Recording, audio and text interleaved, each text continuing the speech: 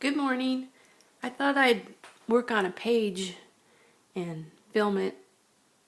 I've never done a process video before, so we'll see how it goes. I might stop the tape at some point because I forgot something. I have to go get it. So it shouldn't bother you watching it though. So I was going to do this page here, and I really like how it came out, the colors. I think I used some copper, Martha Stewart. I got this at a sale. Some Martha Stewart metallic copper, and then some white gesso on top. And in my effort to kind of make flip outs and make places to write, I thought maybe I would use some of this paper, and then it has an edge here, and I'd glue it down and then put this underneath. So we'll see how that goes. This is some inventory paper that I got at a sale a long time ago, and I've actually put a digital of it up in my store. So I tea stained it and then inked the edges already on both of these pieces of paper. So we'll just go ahead and start gluing it down. This glue is the best glue. It works on fabric, it works on paper, and it doesn't wrinkle it. So I use this a lot, and then I use fabric tack, and then every now and then I use Aleene's. If I'm going to put something heavier down, I'll probably use the fabric tack, but since this is a light piece of paper, so we'll glue it right there. So we're going to have this as a flip out, hopefully. And then on the bottom, because I have this strip down here, I might have to pull this back so you can see right here.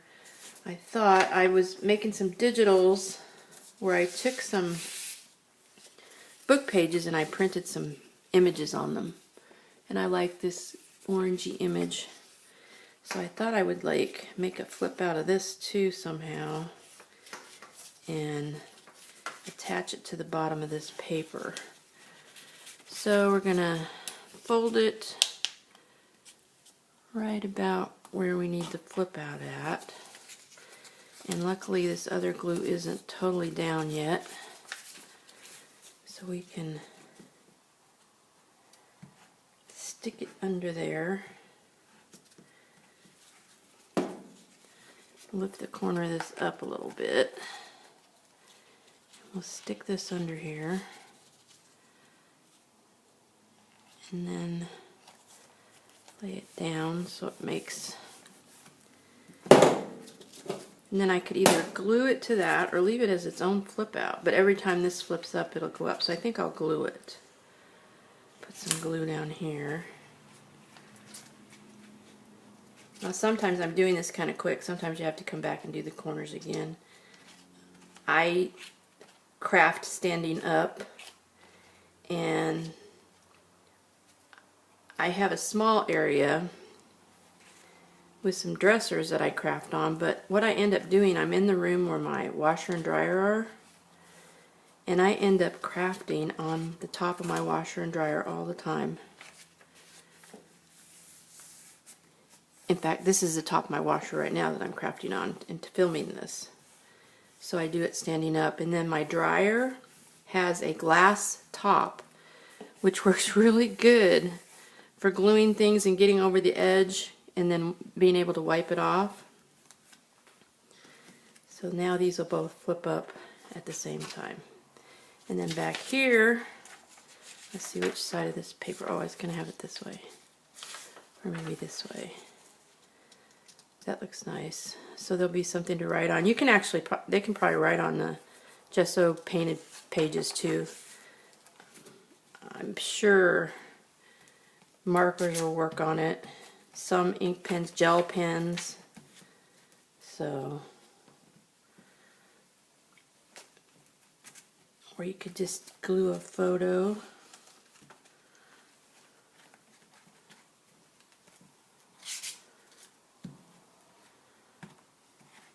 So I always want to make sure and get the corners real good because those always pop up.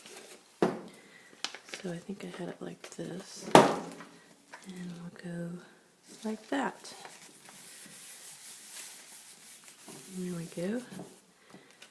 Like this. And then I want to start getting some material in here.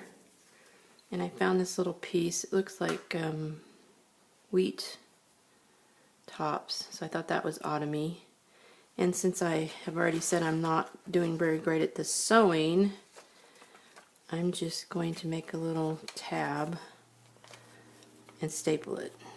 Now I might come back and cover the staples, I don't know. I think it looks tactfully okay. I'm going to have to move to the side here. Hopefully my hands stay in the picture. Like that. I like the different textures, so I don't mind the staples. So,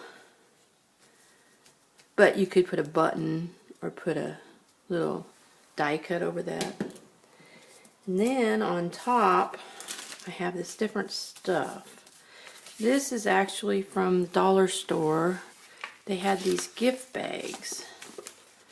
And so I just cut out, I wanted to cut these out, which is really hard to do. But I did get a few cut out. And then I thought, well, I'll use some of the paper as backing paper. And they had 2 different ball bags for $1. So I got those. And this came out of an old how to paint book. An old vintage playing card. And a couple cutouts from some watercolor books. But I was thinking about something like this. And then I kind of like that. And then actually we might put this in here as a little design like that. That would be cute. And have this up here like this, well, or over here.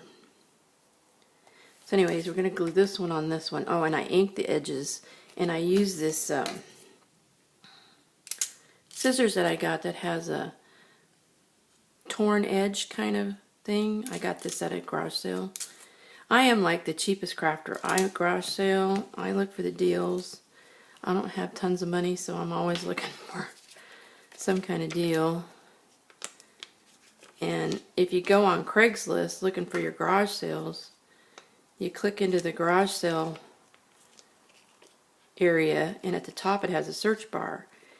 So you go in on Saturday and you see all the garage sales at the top. You can search and you can type in crafts or scrapbook, and any garage sale that has it in their description will come up, so you don't have to go looking at all the garage sales. You can just go to the ones that might have craft supplies.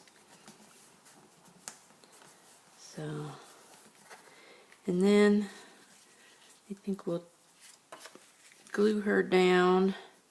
You could make another flip if you added a piece of paper here and make it flip out, but I think I'll just glue this one down. I think I'll just glue this one down. And at estate sales, nobody ever buys the paper. So I have all kinds of really cool paper. You go into their offices at the estate sale and people pass by all the different kinds of paper. Linen paper, office, you know, that expensive office paper that you get from tons of that.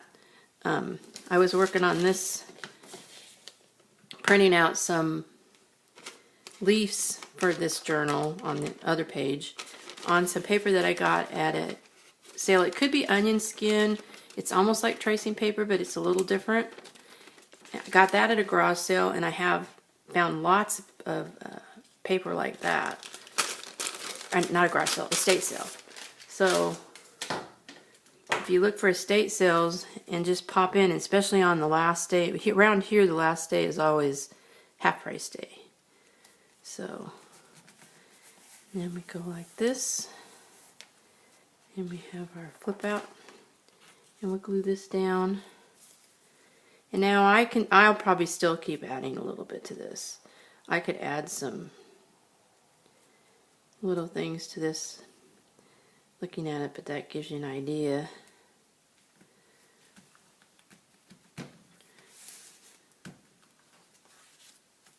And we can write all over this.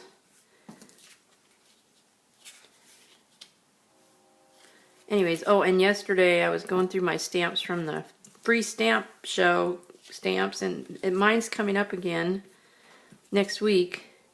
And I found a whole bunch of really cool Otomy stamps, colored.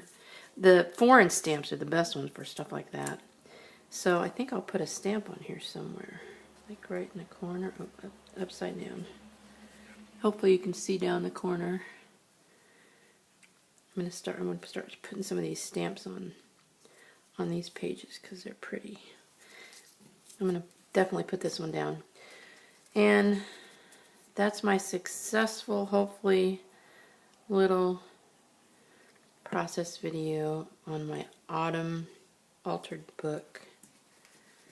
And hopefully you guys are crafting away, and thank you for watching.